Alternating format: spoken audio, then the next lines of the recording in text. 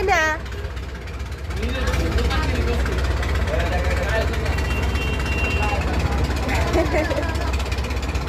এগুলো কি খায়?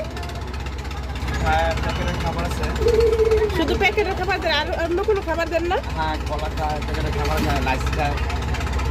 রাতে কি এখানেই থাকে?